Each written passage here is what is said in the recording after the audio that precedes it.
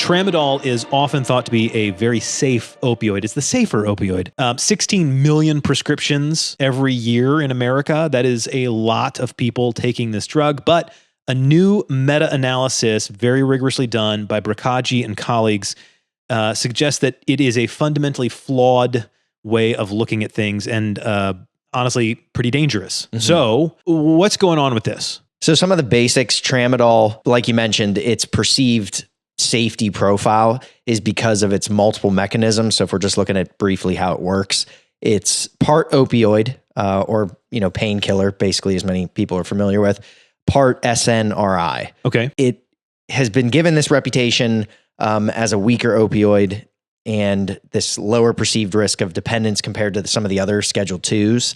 And I think this just was a little bit of a insidious thing. So now here we are years and years later. It's, some of the prescribing of the other Schedule II opioids may have decreased. For sure. And now you have ones like this that have, tended to stick around, at least according to the research and what we can sort of see in practice. Yeah. So again, it has multiple mechanisms of action. We actually had a professor back in school refer to this as a dirty drug, and not in the sense that you would where your head first goes full to of pollutants or anything like that, right? But again, just because it has it's doing a few different things. Okay, and so it's not as targeted, right? And so in some cases this is good, in other cases this is bad. This is bad because you might have somebody who is already on different antidepressants. They're on different medications that are being metabolized by the same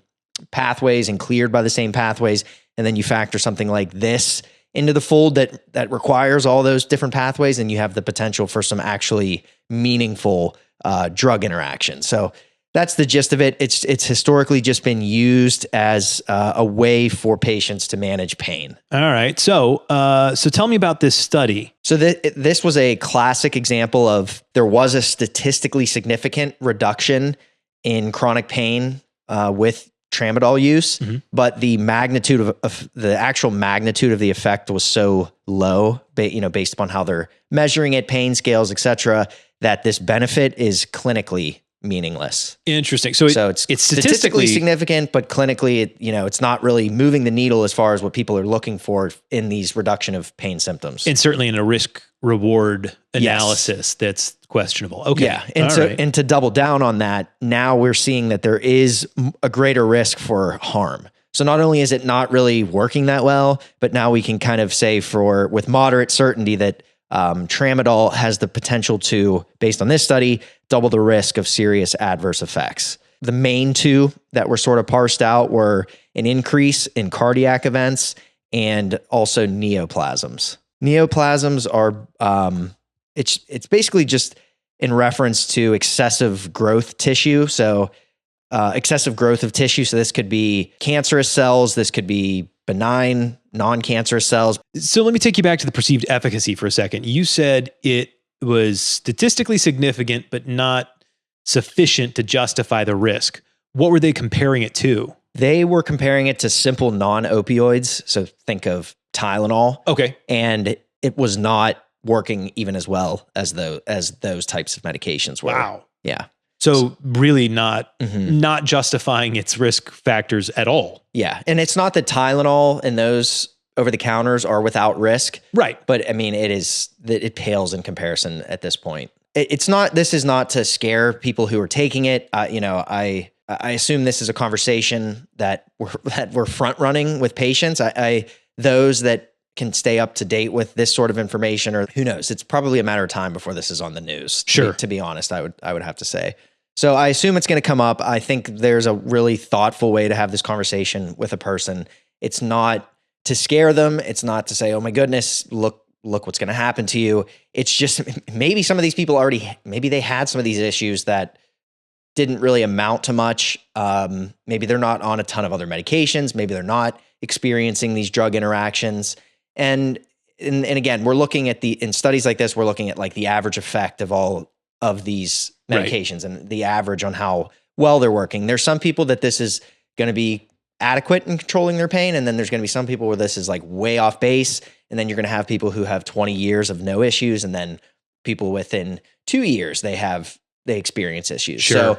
So, but it does call into question when just this idea that the sentiment that comes up in conversations with patients, they'll say, I'm due to look at my medications with my doctor. I just need to look at my list. I'm on these 6 things, and sometimes I forget why I'm even taking these last 2. Yeah. And it happens. And, we all like to put things on autopilot, and I get it. And I would say for the most part, people will have that conversation with their doctor and not a whole lot changes. And that's fine. They stick with their working mix of meds and great. But then for other people, this might be a good opportunity to say, hey, I've been on Tramadol, it's working, but now there's some emerging evidence, and I'm getting older, and I want to, if there's one thing maybe we can talk about removing, maybe it's this. Maybe we can explore some other options, and just reopen the discussion around the choice of pain management agents. Okay. If I'm giving off the vibe that I'm oversimplifying this entire thing, then I apologize. That's not the intent. Right. This is just, again, to spark maybe let's see what happens. Let's see what happens if we begin to taper. Let's see what happens if we begin to try some different agents. Let's see what happens if we mix this with, I might start going back to PT for this specific issue.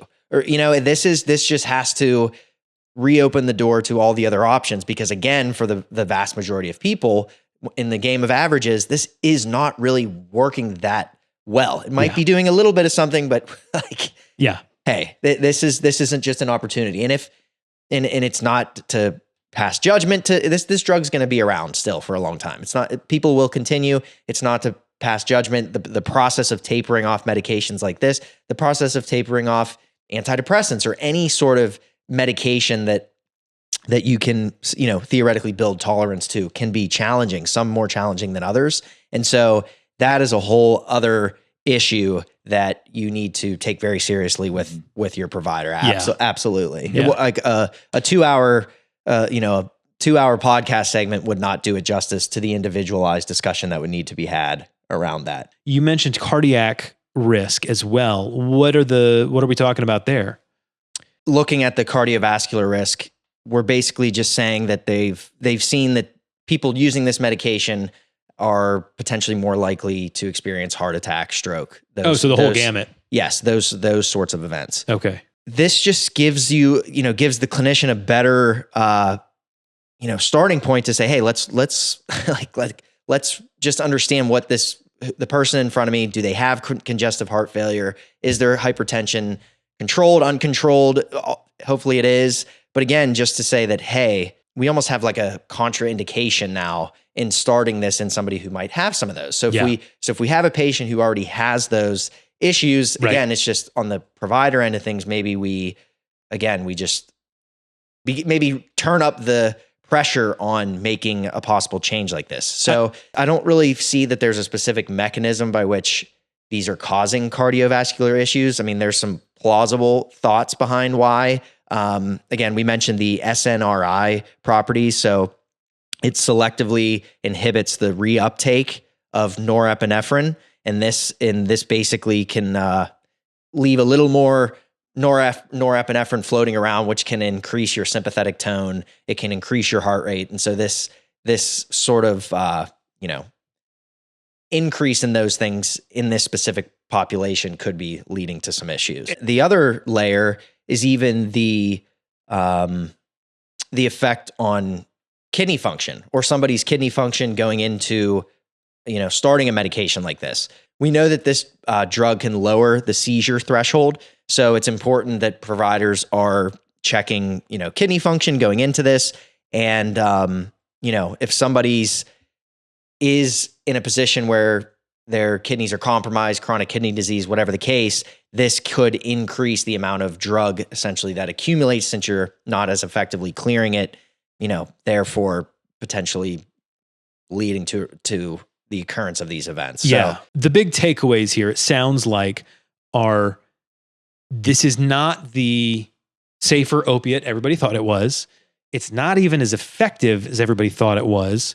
And for most folks, you want to take a look at perhaps moving away from it and trying to find another solution for your pain. Is that a fair assessment? Definitely.